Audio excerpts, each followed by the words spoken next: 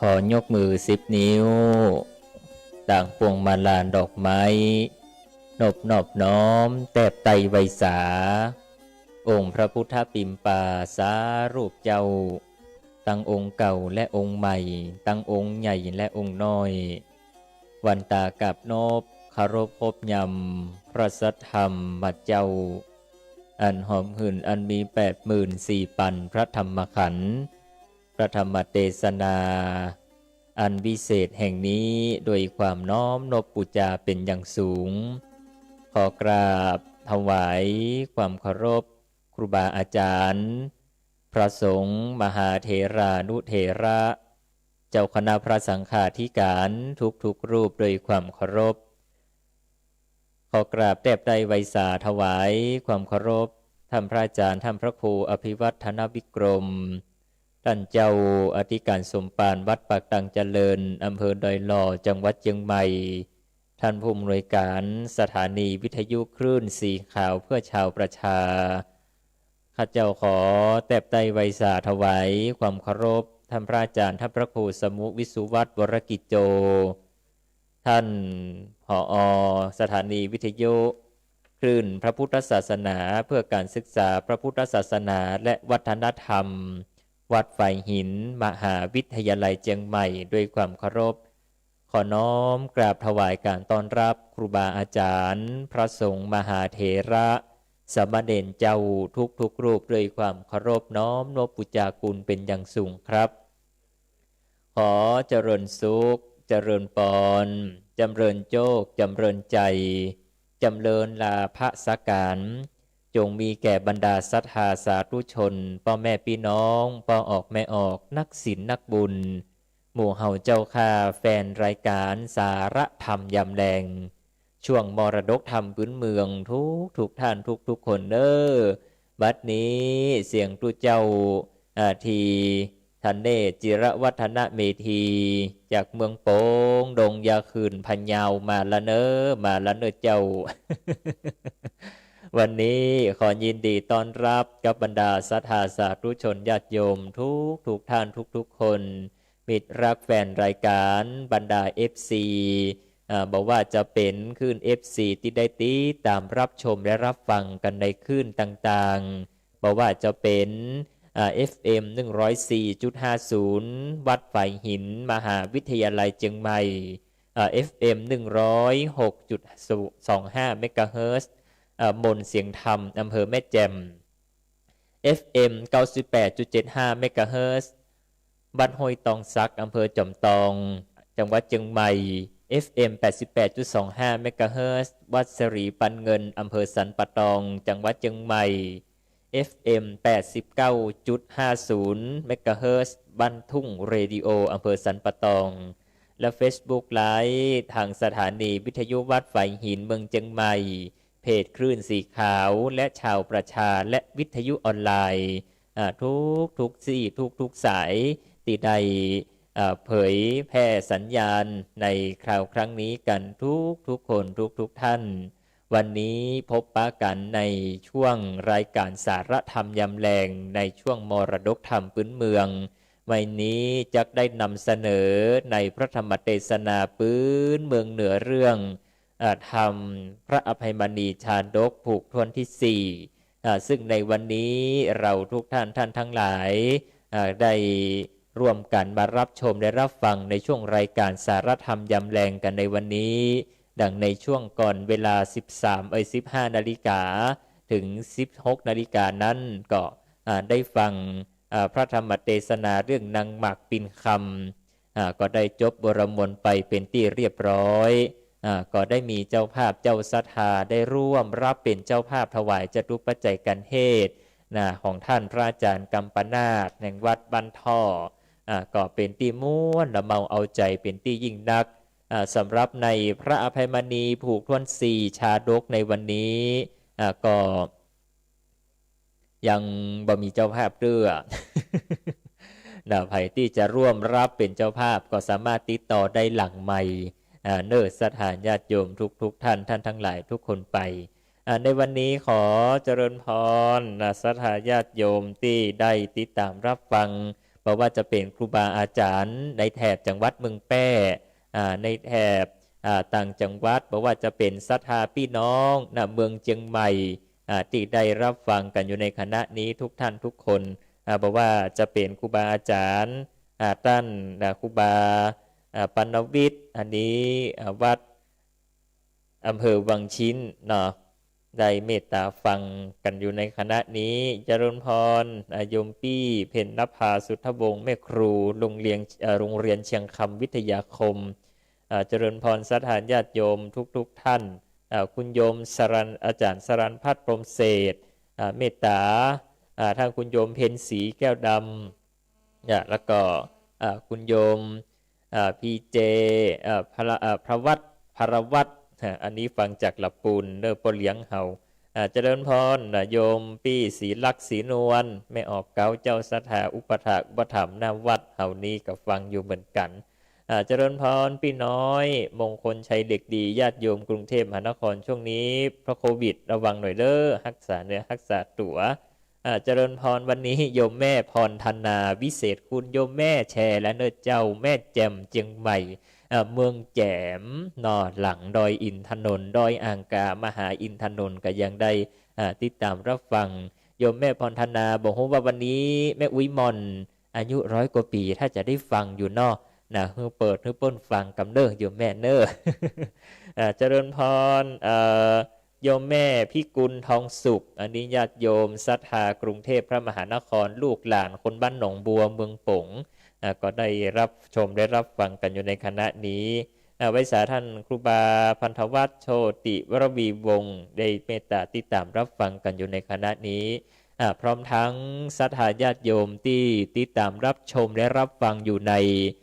เพจของทางสถานีวิทยุวัดฝ่ายหินตลอดจนถึงโยมแม่อัมพรเงาคำอันนี้สถาบันจังเคียนชุมชนเจียงใหม่ช่างเคียนเจียงใหม่ที่ได้ติดตามรับฟังกันอยู่ในคณะนี้ตลอดจนถึงสถานญาติโยมสาธุชนพุทธบริษัท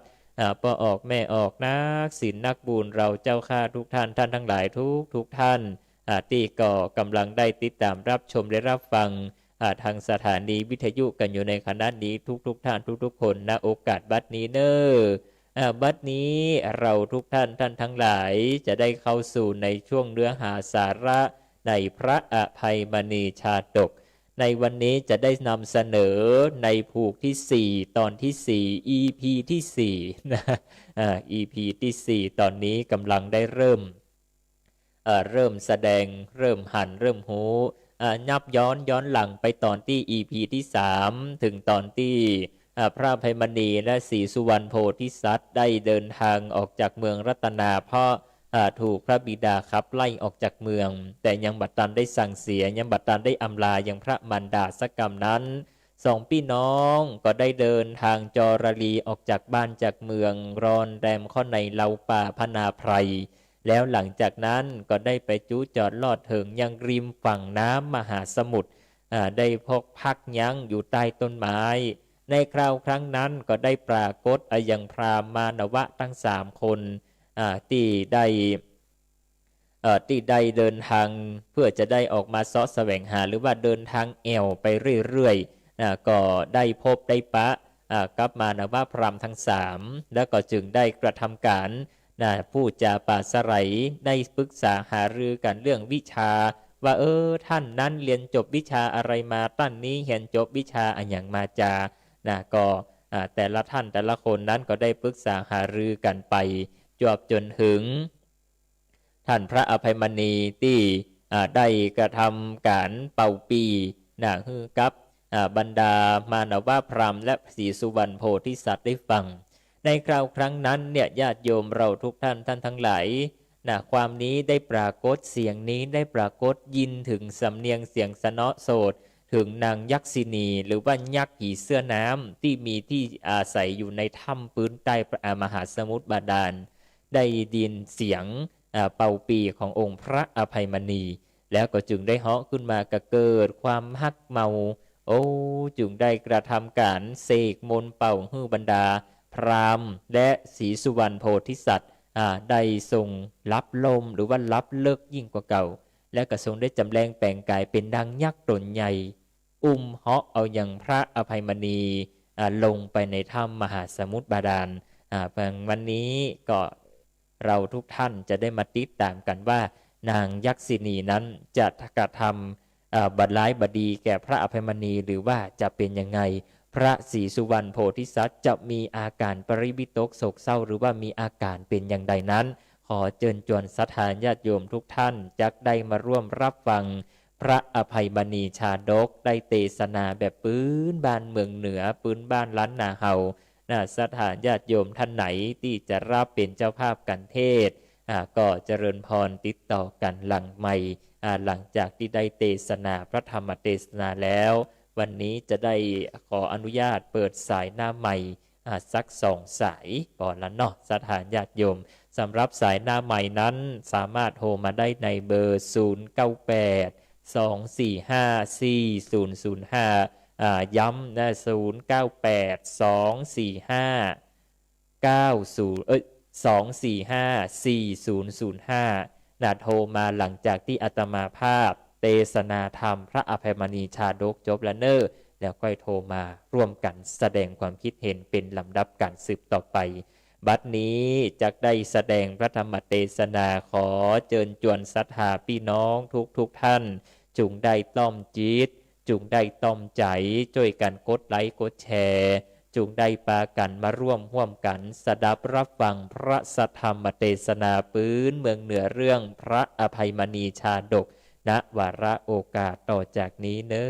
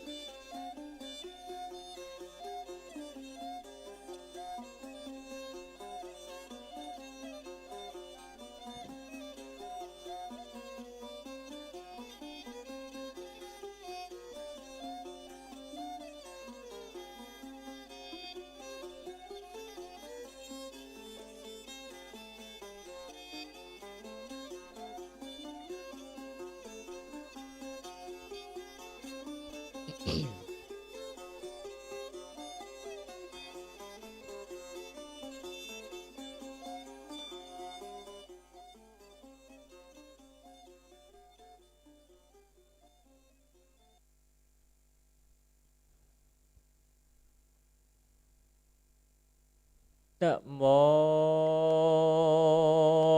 ตัสสะภะคะวะโตอะระหะโตสัมมาสัมพุทธัสสะตัทธาอภัยมณีญาปัญจเสงเสสุวรรณังโตสัมมานันสาโลตมานาสาตโมโนกัลลาสัพปุริสาทั้งหลายจุงจักฟังเนยายโมภาจาตอันนังผาดหากเรสนาอาสุเรในเมื่อนังหิเสือหากเอาพระอภัยมณีไปมันก็เข้าไปอยู่ติดเนื้อแผ่นหินอันเรียบเปียงเฮียงงามมันก็วางเจ้าไว้แล้วก็จูบจมยังพระอภัยอยู่หันก็มิแลทาในกาลนั้นพระอภัยก็เลี้ยวขึ้นบืนตาพอเล็งหันอย่างนางยักษ์จนจูบจมยังตนอยู่ดังอันก็สยบต่อตนตัว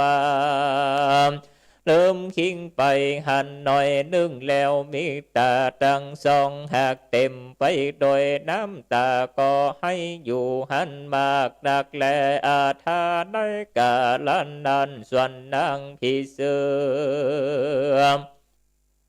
ษ อันยังพระอภัยอันสัญญบตนตัวดังอันมันก็เน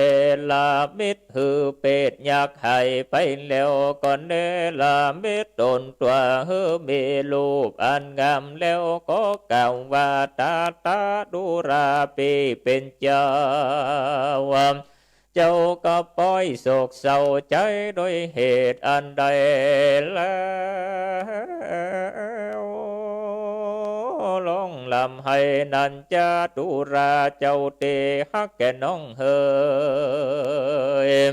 ยะดังหรือป้อยบ่อหักแป่งไฟยังขานั้นจะดูราพี่เป็นเจ้าดังตนตัวแห่งขาเนแม่นว่าจักใดเป็นจะเจือแห่งยังก็เดนามก็เต้าตัวหนึ่งเองเดียวอยู่ในธรรมเตนั้นแลเหตุดังอันเจ้ากูจุงอย่าได้ตำก้อยน้อยใจเตอตังสุดตัวบาจานังโตมานัสเสในกาลนานาส่วนพระอภัยได้ยินยังกำแห่งอสุเรนางผีเสื้อเจ้าบ่มีใจฮักยังตนตัวแห่งดังก็จึงกล่าวว่าหะเรมดูรานังผีเสื้อเจื้อยักษ์หูมีกินคันทะสาบเนาเบ็นอันเป็นผีเสื้อเจื้อยักษ์มึงอย่ามาฝักเฟือนยังตนตัวแห่งกูเตออันว่ากูนี้หากเป็นมนุษย์สัจจะใดเมืองนี้หากเป็นผู้ใจบาปหยาบจ้าตาลุนฮือกูได้พัดพรากอย่างน้องแห่งกูแล้วก็เอากูมาอยู่ในเตนเนทำเตนเนอันห่างจากเบื้องคนมากนักบึงยะดังเลือป้อยบ่อินดูยังกูนั้นจะโซอาสุเลนังผีเสือได้ยินยังพระอภัยหากดารำไรซึ่งตนดังอันมันก็มีความโกธาเครื่องเกียรติก็เก่าตอบดาอภัยด้วยกรรมอันกวนฮักควันแปลงด้วยกรรมวาตาตะนอดูราปีเป็นเจ้านะก็แม่นจะฆ่าร่างจะฆ่าผู้น้องโดยภาการสันใดก็เดฆ่าผู้น้องก็บอกว่าจักนี้จากเจ้ากูไปตีต่างใดได้แลนำในกาลนั้นดังอ่านผู้ฆ่าตื่นขึ้นมาแล้วดังอ่านก็แม่นว่าพระอภัยก็มีความร่ำเปิงใจนำ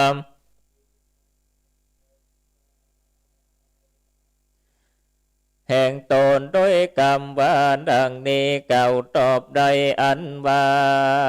พี่ว่าน้องกูหากตื่นขึ้นมาแล้วดังอันบ่หันยังกูปีนี้ก็เตียงจากโศกทุกข์ลงให้แล้วจักหนีไปตีต่างใดเต้ามีแต่มาดาว่าพรามตั้งสามหากเป็นเพื่อนอยู่ด้วยกับตนจากหาผู้คนใดมาเฮือเหมือนดังกูปีก็แห่บอดได้สักคนแลสับเปเวลังอันวางเวนตั้งไหลโลกนี้หากได้มาแก่กูผู้เดียวแต่แลโหทุกขังอันว่าทุกทั้งหลายมีได้โลกนี้หากได้แก่ราสองพี่น้องจะแลจุราสีสุวรรณเฮ้ยพี่บ้านน้องตื่นขึ้นมาแล้วเหลียวพอหากูปีแล้วบ่หันดังอ่านกูจักอยู่ได้สันได้มีกรรมว่าจักร้องให้แล้วอกแตกตายไปจะแลในเมื่อพระอภัยหันดังอ่านนำ ก็เมื่อพงยังลำเปิงยางดังอันส่วนดังผีเสือน้ำได้ยินสัทธาสำเนียงเข้าหูบันก็ลำเปิงดูว่าพระอภัยอู้ฟูจาโดยกับมันก็จึงโคตรเข้ามาไกลแล้วมันก็กระทำแย้มย้ายไขหัวด้วยภาการต่างๆเป็นต้นว่าโสอภัยบัดนิญาส่วนท้าอภัยตนนั้นก็ด่าลำไหลมันโดยถอยกรรมต่างๆเป็นต้นว่าดูกันลายอีกากีผู้ถอยไล่อันเบจะเลลาล่างไก่สับเมนผาดูดดังซากผีอันเนาอันเมนอันโคนตั้งหลายหากเอาไปเผาเสียในป่าจ้ามึงอย่ามาเพื่อฟักยังตนตัวเองกูเตอะผากันเดิมกูก็ได้บาดพรากจากน้องแห่งกูมึงยะดังลือป้อยบ่อคุณแน่ยังกูนั้นจะพระอภัยแม่นดาลำลายนางอยากโดยภาการสันได้ก็เดมันก่อมบ่อคิวโคดเกียรเต้ากะตำมัญญาโดยภาการต่างๆบักว่าพระอภัยอันได้เข้าอำนาจแห่งนางผีเสือน้ำจักไปแต่เตได้ก็บอดได้เต่าร้องให้เวตันนาตะลงโศกาเป็นอันมากบ่อาจจักการอาจนาสังกัญญาอุปมาเหมือนดังป่าอันเข้าไปข้างอยู่ในงาไส้ออกบอดใดพิบ่มีเป็นดังอันเป็นดังพระจันทร์ใด15คำราหูพร่ำเกินเกณฑ์พระอภัยอันได้อยู่ใต้อำนาจแห่งดังผีเสือก็โอปะไม่ไปนั่งอันแลดังอันแลอภัยบันเดญญาจินเตเสพระอภัยอันเบทุกโศกเวทนาหากครอบงำหัวใจจากนี้ไปทั้งใดก็บอดใดเจ้าก็มีความร่ำเปิงในใจว่าอะหังอันว่าโกนีจักหนีไปดังใดหือรอจากดังผีเสือนี้ไปก็หากบอดใดแต่ดิเลอภิจาภากันหนึ่งพิว่ากูแลบ่อนอยู่กับตัวแห่งบันปายจังเจรกันนานดังอันพิกว่ามันแลหักเกียรติหือแก่กูแล้วขาตัวกูก็ตายเตียงแต่จักตายเตียงบาสงใส่แต่จันแลเหตุดังอันวันโกเหินนางฮับเอาสัจจะปฏิญาณก่อนเตอข้านิ่งดังนี้แล้วจึงกล่าวเป็นกัตถาวาอาสุลิมาโตมานันสาสะเตเตเวหาลังโกหาตังเนอาปิญญามะยังอาเป็นจากุณฐานาพลจาเตดุรานังอาสุเรแม่ผีเสื้อคันธาพาอันอยู่ในน้ำสมุทรกงกาอันหนึ่งพิว่าเมืองนางและจักฮือกูเกณฑ์อยู่มวนกับโดยนางเตเนมีก้าวันนางจักกินยังจีนเนื้อแห่งกูปีเมื่อนางนะเมโมโหโกรธเครียดขึ้นมาด้านเหตุดังอันดังจุงฮับเอาสัจจะญาณแห่งกูปีก่อนเตอว่าอันแล้วเจ้าก็กล่าวด้วยกรรมว่าอาสุเรดุรานางผีเสืออันใจมนุษย์สัจจาพิว่านางแลจักเอากูหือปีเป็นเจ้าผัวเป็นผัวแต่ดังอันปิยังอันว่าความจังตั้งหลายนะ อย่าฮือเกิดมีแก่นางเตอบ่เต้าแต่นั้นแม่นว่าเมืองนางหาคิ้วโคตรเกียรติแก่เมืองมีมาเมื่อได้ดังอันตัดกาลยามนั้นอันว่าเจ้าทั้งหลายอย่ามีใจมักว่าจักกินจักขายังตนแห่งกูเตอพักกันหนึ่งเบิกความตาเรวิตักแห่งนางว่าจะเกณฑ์ยังกูปีเหมือนได้ดังอันในกาลนั้นจงหือนางฮักยังกูปีผาดูดดังเบิงนางฮักยังจิตใจแห่งนางนั้นเตอว่าอันแล้วนางก็หือนางฮับเอากรรมจูพากันหันแลอาทาในกาลนั้นส่วนนางผีเสือก็รับเอาถ้อยกรรมอันนั้นโดยกรรมว่าสาธุสามิคาแด่เจ้ากูกรรมอันนั้นเจ้าตูเก่านั้นหากเป็นอันจบอันกวนแต่แลปานดังต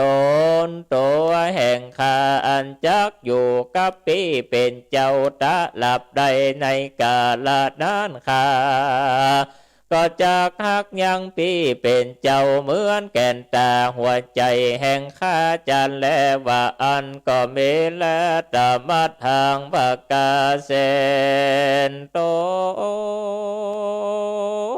สัทธาสัพพัญโยพุทธเจ้าก็เตสนาสำแดงยังอัฏฐาอันนั้นมาฮือแจงก็แก้วเป็นสัมพุทธกถาวาอาสุเรว่าจะนางขันหันเตอภัยโยปฏิญญาณางดังเนเพกะเวดุราภิกขุตั้งหลายในเมื่อพระอภัยหาบเอาอย่างกำไว้สายังตนตัวแล้วดังอันก็ได้ประการนั้นหันอยู่โดยความทุกข์ความสุขหาบ่ได้ทุกคำเจ้าเต่ามีความหาตานาให้ฮือได้หันนาอย่างน้องแห่งตนบ่ฮือกากาไกว่าอันแล้วในน้ำมหาสมุทรที่หันวันนั้นแลเจนเนจักจะถึงเสสุวรรณโปติสัตว์เจ้าก่อนปุกกาลาภูมิพัญญาเปิงดังหูดีเติมในเมืองบรมโพธิสัตว์เจ้าแห่งเฮาตื่นขึ้นมาในเวลาตาวันแหลงจักไก่คำบ่หานยังปีแห่งตนดังอันก็หันยังมาดาว่าพรามตั้งสามอันตื่นขึ้นมาพร้อมกันตีนันตีเดวเจ้าก็มาทะลงยังน้ำมาตาว่าหงหายแล้วก็ทำซึ่งมานาว่าตั้งสามคนว่าดูรามานาว่าตานตั้งหลายยังได้หันปีแห่งเฮาอันจะเลือมีกาว่าปีแห่งข้าหากลบตัวนี้แล้วอันจะเลืออาทาเมื่อนั้นส่วนมานาว่าพรามตั้งสามคนก็อาจสะจันใจมากนักจึงออกปากยานจากันว่าพระอภัยผู้เป็นปีแห่งโพธิสัตว์เจ้าป้อยไปแต่ที่ใดนั้นจะอาทาในกาลเมื่อนั้นส่วนโพธิสัตว์เจ้าก็ร้องลำให้เวทนามากนักบ่อาจจักดำนงตะลงตนอยู่ได้ก็ห้องหายห้อง นักโดยกามว่าแต่และดูกราปีเป็นเจ้าเจ้าโกมาละน้องเฮือปูดังเลือจะเลือยะดังเลือป้อยนี่จากข้าผู้น้องไปนันจะอาจหาเหมือนดันส่วนพรำตั้งสามหันอาการเป็นดังอ่านเจ้าก็เข้าไปสู่ไกลแล้วปลมด้วยอาการต่างๆว่าดูราศีสุวรรณเฮยเจ้าอย่าโศกเศร้าโตมันนาดกัดใจเตอพากันเนืองอันว่าเกเรญาอันได้เกิดมากำเนิดปฏิสนเป็นคนนี้หากมีทุกตัวแควนเหตุเตนาเหตุดังอันเจ้าจุงอดยังเศร้าโศกโศกาเตอส่วนเจ้าสาโนนผู้จะลาดเจ้าผู้จะลาดด้วยปัญญาก็มีหาวันยามาตั้งบวกหานแล้วโกนกรรมวา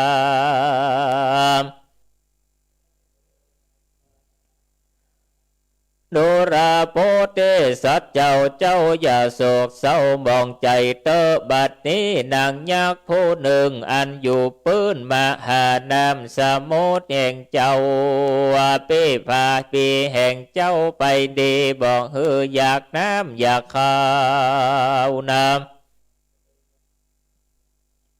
บ่ตรงโศกเศร้าโดยพักกันสันใดบุญมีบ่ไตไปนากอดเตียงจักใดประสบกรรมแถมเตียงแต่บ่สงสัยจะแลสันใดเฮาจักผาศพปบขันก้อยเอาการสะแหวงหาเตอจักมาอยู่ตาเตนี้ก็บอกควันแต่แลว่าอันแล้วก็เอากันเตียวไปต่อยตอนใส่อันกว้างก็ไปหันใส่ยาง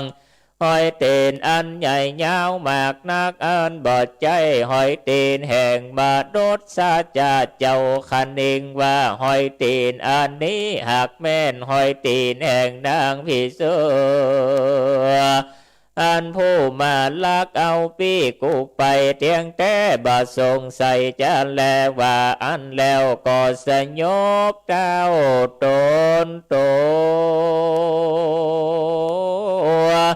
ต่างยืนจึงห้องไห้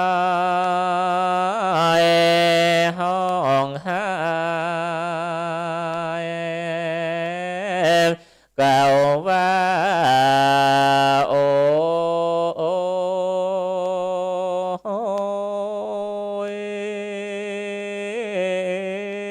ข้าแก่ปีเป็นเจ้าตกขังอันว่าตกตั้งหลายฝูงได้อาหารบัดใดหันหน้าปีแห่งเจ้าตกอันนั้นเป็นตกอันแสบไม้หัวใจและหน้าภายเฮ้ยปีติหักแก่ข้าจักเล่าแต่ก้าวกามาในเมื่อส่องลาพี่น้องออกพระห้องเมืองมาลักตรงหน้าป่าไม้ตุ้มแหล่งไหลคุมน้ำนาแม่นกินผ่านลาลูกไม่ข้าผู้น้องไทยก็ได้กล้วยทองโดยจอมแม่นตกยาข้าผู้น้องหากกับตามบัดนี้อย่าดังเลือป้อยนี่แต่พี่ผู้เดียวนั้นสร้างบ่เอาข้าผู้น้องตายตามนั้นจะตะโตไป ปัฏฐานญาแหลกแต่นี้ไปนาข้าผู้น้องจักอยู่ร่วมห้องเป็นคนก็บ่อาจจักตาลงตนอยู่ใดนักแผ่นปืนปาตาเวตายเป็นพีแคว้นผาเสดแคว้นลำเลิศกว่าอันเป็นโกนนี้แหละนาพี่เฮยว่าอ่านแล้วเจ้าซ้ำร้องให้ฮือมีเสียงอันดังตัวต้องดอนใส่และมานาว่าพรามหันเกเรญาอาการเป็นสันนานแล้วนาเจ้าก็จึงเข้าปอปาโลมโดยกำว่าดูราเจ้าน้องหากแก่พี่เฮยเจ้าอย่าตำก้อยน้อยใจโดยภาคการอันใดเตอว่าก็มีโรยน้อยยะภากา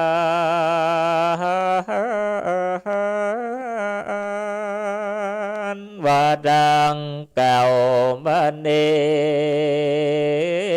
แลนาฤทธิตังขิญญาสังวันดานาวิเศษจาห้องเหตุยังธรรมเทศนาพระอภัยวันเนจะดกผูกต้นสีก็บาวละมวนเจ้านี้ก่อนจะเล่น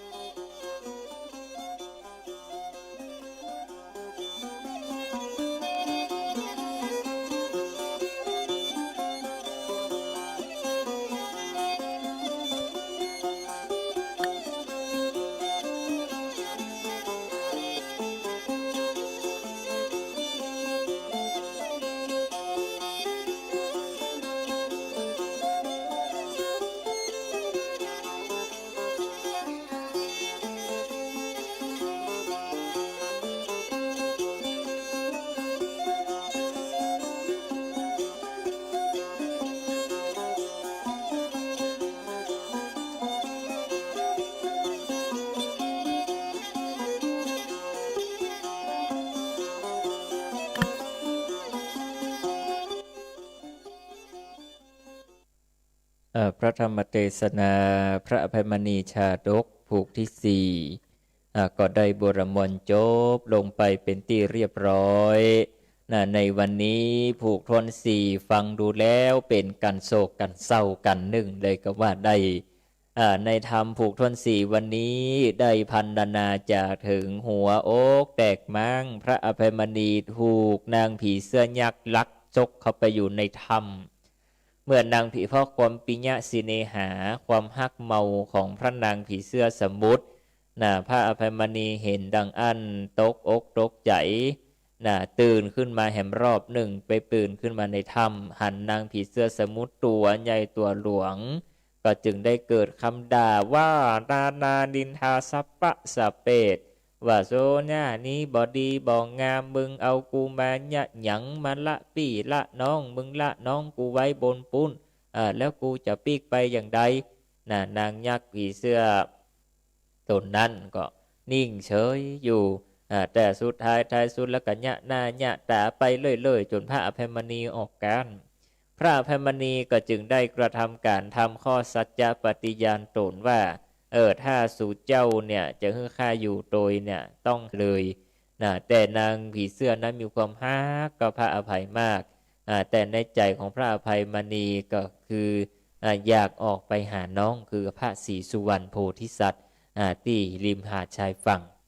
อันนี้พระอภัยมณีกับนางยักษ์ผีเสื้อก็อยู่ในถ้ำสืบกันต่อมา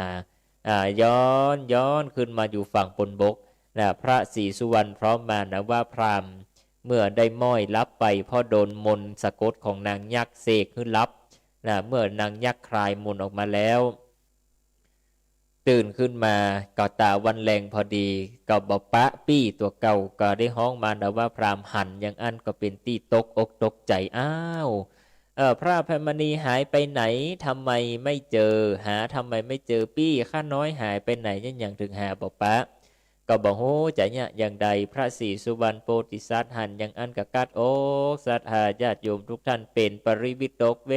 ทนาโศกาน้ำตาไหลพร่ำปริวิตกพันนานาถึงต่างๆโอ้ยกูปีนี้ไปอยู่ที่ไหนหัวอกหัวใจน้องเหมือนอย่างแตกอย่างมั่งยังบอกว่าวันนี้ทำผูกสี่เป็นทำผูกกันเศร้ากันโศกเหมือนฟังธรรมทีบ้านญาติโยมทุกท่านศรีสุวรรณก็โอ้ยเป็นตีกัดอกดันพิงบัจจังอย่างเงี้ยจะใดยืนอยู่ไปเจอ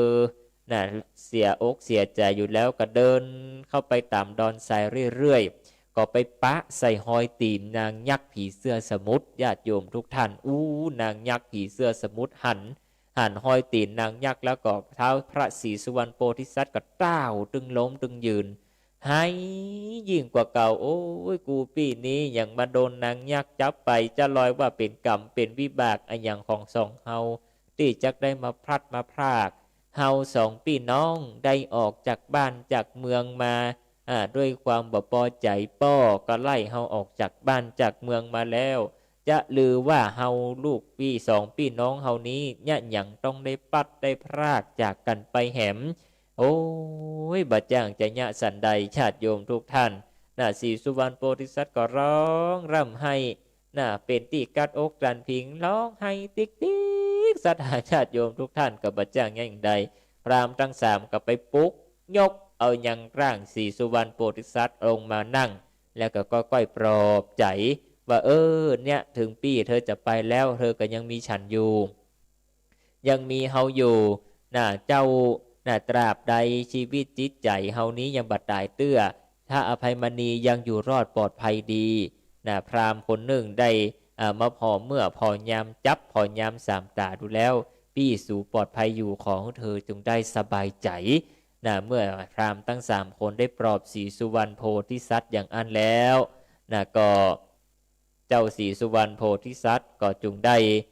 สงบจิตสงบใจลงแล้วพราหมณ์ทั้งสามก็จึงได้เอา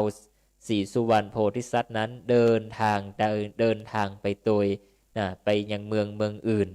เพื่อจะได้เสาะแสวงหาตามหนทางการสืบต่อไปอันนี้เป็นเนื้อหาสาระในพระธรรมเทศนาพระอภัยมณีผูกที่สี่ญาติโยมทุกท่านก็ถือว่ากันนี้เป็นกันโศกกันเศร้าแต่ญาติโยมทุกท่านขนาดอาตมาภาพอ่านไปแล้วก็ยังกัดอกโดย กัดอกไปเพราะเอ็นดูยังความพัดพรากจากกันเหมือนกับว่าเปิ้นอยู่ด้วยกันมาตลอดและถึงเวลาจะต้องได้มาพัดมาพรากจากกันอันนี้ก็ถือว่าเป็นสิ่งที่น่าเอ็นดูคุณนาแต่เนื้อสัตหาญาติโยมทุกท่านทั้งหลายเอาละญาติโยมทุกท่านวันนี้จักขออนุญาตเปิดสายหน้าใหม่เมื่ออาทิตย์ที่แล้วยังไม่ได้เปิดสักกรรมญาติโยมท่านไหนที่จะโทรเข้ามาพบป้าอูจ๋าป่าสไลกับอาตมาภาพก็ขอเรียนเชิญเจริญพรตอนนี้ยังพอมีเวลาอยู่โทรหน้าใหม่ได้ที่เบอร์0982454005โทรมาได้ที่0982454005สามารถโทรมาให้กำลังอกกำลังใจกันได้ซึ่งตอนนี้ญาติโยมเราทุกท่านทั้งหลายวันศุกร์ที่20สิงหาคมเสาร์อาทิตย์วันหยุดพักวันนี้วันศุกร์สุดสัปดาห์วันศุกร์หยุดบัดเจ้าว่าหยุดเป็นวันสิ้นสุดของหมู่ข้าราชการละอ่อนนักเรียนไปโรงเรียนพ่องบอกไปโรงเรียนพ่องแต่ก็ถือว่าไปเรียนออนไลน์กันได้เรื่องพ่องไม่ได้เรื่องพ่องกันในนั้นญาติโยมเราทุกท่านทั้งหลายฉะนั้นแล้วตอนนี้อย่างใดก็ช่วยกันรักษาสุขภาพให้ดีญาติโยมเราทุกท่านตลอดจนถึงญาติโยมที่ติดตามรับฟังการไลฟ์สดอยู่ในคณะนี้ครูบาอาจารย์หลายที่หลายต่างที่ติดตามรับชมและรับฟังกันอยู่ในคณะนี้ก็สามารถช่วยกันกดไลค์กดแชร์ให้กำลังใจกันโดยช่วงนี้ก็ถือว่าย่างเข้าสู่เดือน11เหนือวันพระหน้านี้ก็จะตรงกับวันขึ้น15ค่ำ11 ปีเนาะนับเข้าสู่11เปงแล้วก็จะเข้าสู่ประเพณีเดือน12เปงตาลบุพเพตตพรีซึ่งปีนี้แต่ละที่แต่ละต่างก็จะได้มีมาตรการในการจัดกินจัดตามประเพณี12เปงบุพเพตพรีเป็นลำดับการสืบต่อไปเอามาละสายแรกนะ4470อาจจะได้กดตอบเด้อเจริญพรอาจารย์ครับอาจารย์ตู้ครับเชียงดาวครับโอเจียงดาวเนาะชัดเจนเนาะคุณโยมครับชัดเจนแจ่มแจ้งเนาะอันนี้ฟังจากคลื่นไหนอาจารย์ครับหยุดตกครับเหรอครับตกไม่นักอ่ะแต่ตกทั้งวันเนี่ยฝนตกกาพ่ออยู่หรือเปล่าเนี่ยอย่างก็คุณโยมอะไรนะอยู่กรุงเทพหรืออยู่บ้านนี้บ้านนอกอาตมาภาพอยู่ที่พะเยาอยู่บ้านนอกบ้านนอกเลยใช่ปากภาษาอาจารย์อะไรนะอาจารย์นัทพงศ์ก็เก่งเนาะเหรอผมอยู่ทางอะไรนะเชียงรายเหรอใช่เก่งนะเก่งมากเลยใช่ใช่เป็นเดนมาก่อนนะมั้งใช่เก่งนี่นัทพงศ์นะใช่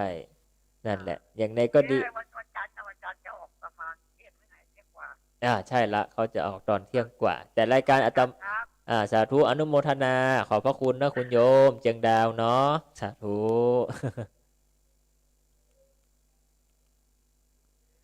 อันนี้ญาติโยมจากเจียงดาวเจียงใหม่อันนี้เปิ้นFC หลายที่น่าฟังอย่างหลายพื้นที่หลายพื้นทางเช่นเดียวกันนะอันนี้โอ้ใบสาท่านครูบาเจ้าวัดวัดชนประทานครับผมม่วนอกม่วนใจล้านนาบ้านเฮาอีวะ อันนี้ครูบาเมืองตากอันนี้ติดตามมาตั้งแต่สมัยจัดรายการอยู่คลื่น CM77 วิทยุอินเทอร์เน็ตล้านนาเอาละแหมดึงสาย2 สายนะคุณโยมใครที่จะโทรมาคือกำลังใจกันได้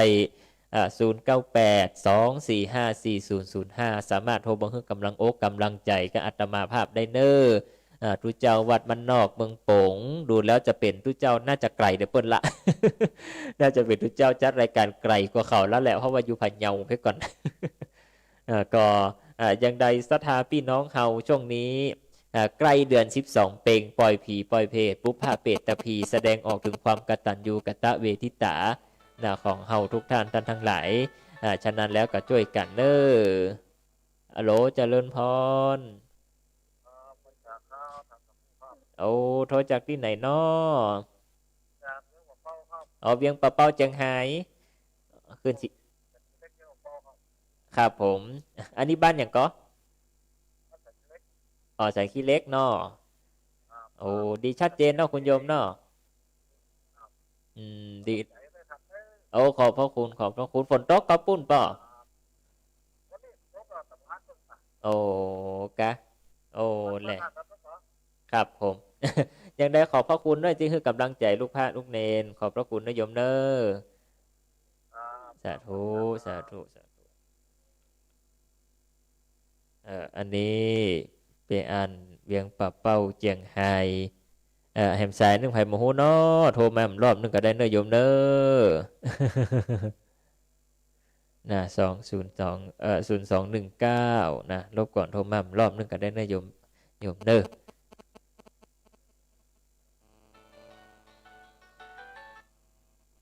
ฮัลโหลเจริญพร